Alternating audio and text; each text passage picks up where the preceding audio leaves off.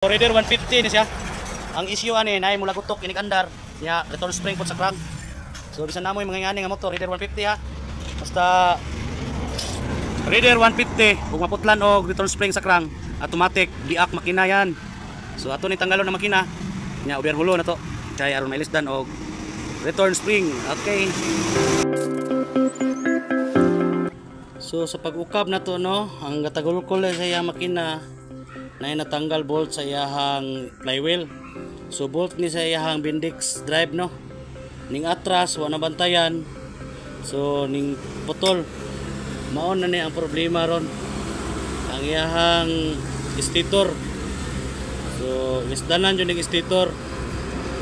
Ang katong katagulkol walay problema makina. So overhulon gyapon ni kay ang return spring man atong tirahon.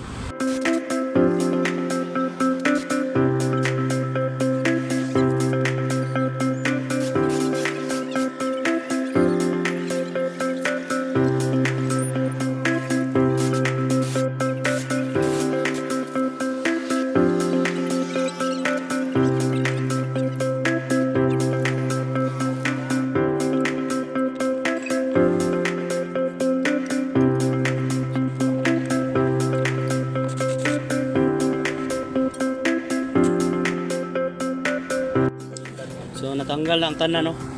Nya maura ni atong ilisdan no. Pag kapaita gyud maputlan og return spring overhaul. Wala gyud gi-design ang spring sa gawas. Sayang naman. Ina dili gyud ni siya mo return ang yang spring no crank. So karon giragad pikto si Jesus. Okay, kabayo magpanipa.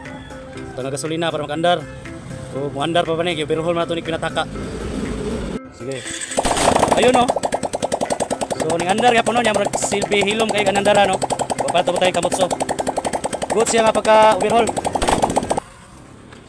Putang ina. Oh, tensioner kailang ha. Aylan ko na. So luag yung tensioner. Dosing pin pala ko.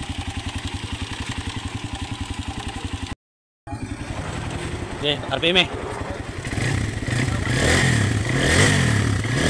Okay. Oh, tangan man ako eh.